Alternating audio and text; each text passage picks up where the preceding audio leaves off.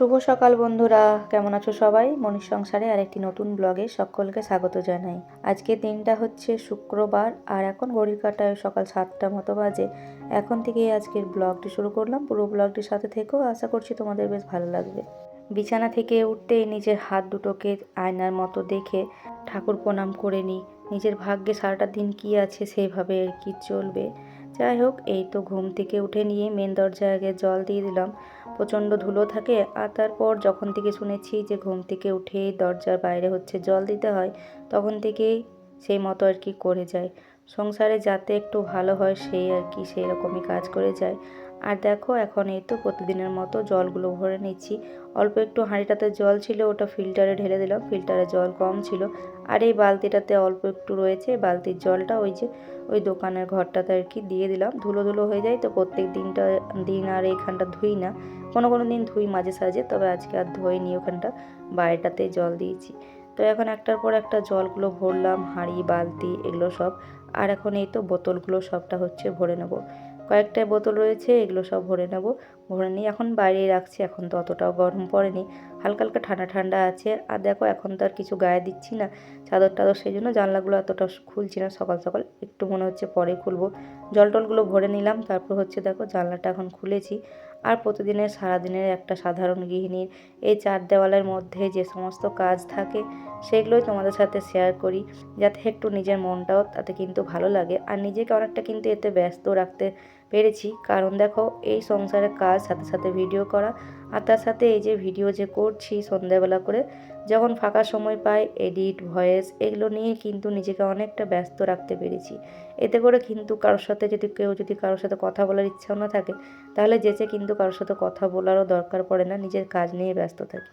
কারণ কোনো ঠিক নেই, মানুষের আজকাল সবারই মুডের উপরে কথা বলা, কার কখন মুড থাকবে কীরকম সে সেভাবে কথা বলবে।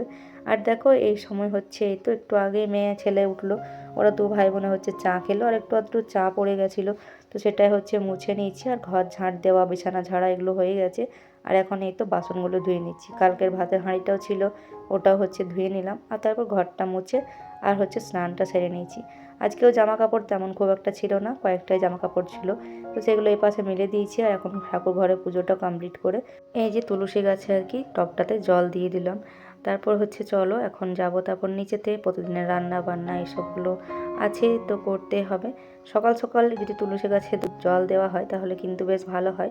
তবে কি বলো তো, সংসারের কাজগুলো করতে করতে একটু বেলা হয়ে যায়, সকাল সকাল অতটা হয় না, একা হাতে যেহেতু সমস্তটাই করা হয়। আর এখন এই তো নিচেতে এসে ভাতের জলটা বসিয়ে দিয়েছি, চালও দেওয়া হয়ে গেছে। আর ওপাশে কিন্তু ওই যে ছোলার ডালটা ছিল, কালকে আর বের করিনি ফ্রিজ থেকে ছোলার ডালটা। তবে কি বলো তো, কোনো জিনিসটা তো আর ফেলে দেবো না, নষ্ট করবো না, তবে খুব বেশি দিন বাসি খাওয়া যায় না। কালকে যেহেতু বৃহস্পতিবার ছিল সেই জন্য আর বের করিনি ওটা, আজকে এখন বের করে ওটাকে গরম করলাম মুড়ি দিয়ে খাওয়ার জন্য। আর এদিকে সকালবেলাতে মানে বরকে বলেছিলাম মাছ আনতে, তো ও তো নাইট শিফট ডিউটি করে এসে নিয়ে ব্রাশ করে চা খেয়ে ঘুমাবে। আর এখন ওই 10টা মতো তখন সময় আর কি গেল বাজারে গিয়ে এই যে মাছটা এনে রেখে দিয়েছে, সাথে ধনেপাতা রসুন বলেছিলাম, তো ওগুলো নিয়ে এসেছে। দেখছি এই যে চারটে পিস নিয়ে এসেছে, একটা আবার মাছের মাথা রয়েছে 1 পিস, আর একটুখানি মাছের তেল রয়েছে। তো এটা জল দিয়ে এখন এখানটাতে ভিজিয়ে রেখে দিই, তারপর জল খাবারটা খেয়ে নিই, তারপর হচ্ছে মাছটা ধুয়ে নিয়ে পরিষ্কার করে এই তো এখন নুন হলুদ মাখিয়ে ভাজা শুরু করব। আর ওইদিকে তেলটা গরম করতে বসিয়ে দিয়েছি, তেলটা ভালো মতো গরম হলে মাছগুলো ভাজতে শুরু করব। তেলটা ভালো মতো যদি গরম না হয় না, তাহলে কিন্তু কড়াইয়ের মধ্যে মাছগুলো লেগে যাবে। আর কালকে হচ্ছে মেয়ে বলছিল যে মা অনেক দিন মাছ হয়নি, মাছ আনতে বলার জন্য, তো বর গেল হচ্ছে অনেকটা বেলা করে, তাই হচ্ছে মেয়ে বলেছিল যদিও পেটি আনতে, তবে পেটি কিন্তু একটাও আনেনি। তাই কি আমার মেয়ে দেখে বলছিল, আসলে কাটার জন্য না খুব একটা মানে খেতে চায় না, তবে ইচ্ছাও করে মাঝে সাঝে, যেহেতু ও তো ডিম খেতে চায় না, ওই চিকেন খায় আর হচ্ছে মাছটাই খায়, মানে খাসির মাংস খেতে চায় না। খাসির মাংস বলতে গেলে ঘরে হয়ও না খুব একটা, কারণ এত দাম দিয়ে খাসির মাংস খাওয়া আমাদের মতো মানুষের জন্য খুবই মানে কি বলবো আর। যাই হোক, এখন এই তো মাছগুলো দেখো একবারে 4-5টা একসাথে দিয়ে দিয়েছি মাথাটা নিয়ে, আর মাছগুলো একদম গায়ে গায়ে এসে লেগে গেছে। পরে অবশ্য মানে যখন রাখবো তখন কিন্তু ছেড়ে যাবে, কিন্তু এখন একটু গায়ে গায়ে লেগে গেছে। তো মাছগুলো দেখো বেশ সুন্দর লাল লাল করে ভেজে নিয়েছি, আর মাছগুলো ভাজতে ভাজতে ওইদিকে বানাবানিটা করে নিয়েছি। তো আজকে রান্নাবান্না বলতে ওই যে মাছের মাথাটা রয়েছে, তো ওটা দিয়ে তরকারিপাতি মানে সবজি, কাঁচা সবজি বলতে কিছু নেই, শুধুমাত্র একটা ক্যাপসিকাম রয়েছে। সব সবজিগুলো ওই যে নিয়ে এসেছিলো সেই সবজিগুলো এত দিয়ে সব শেষ হলো, শুধুমাত্র একটা ক্যাপসিকাম রয়েছে, তো ওটা থাক এখন বললাম। আর এদিকে হচ্ছে আজকে তরকারি করবো, এই যে প্রথমে ভাবলাম আলু মাখবো, তারপর ভাবলাম না, মাছের মাথাটা আছে, মাথাটা তো এরকমই হচ্ছে, এমনিতে খেলে হচ্ছে ও বাবাই খাবে, আর না হলে তো কেউ খেতে চায় না, যে কারণে বললাম তরকারির সাথে দিয়ে দেবো। তো মাছের মাথা দিয়ে যে কোনো তরকারিতে দিলে কিন্তু খেতে কিন্তু বেশ ভালো হয়, সেটা বাঁধাকপি হোক, আলুর তরকারি হোক বা বেগুনের তরকারি, যেটাতে দেওয়া হোক না কেন বেশ ভালোই লাগে খেতে।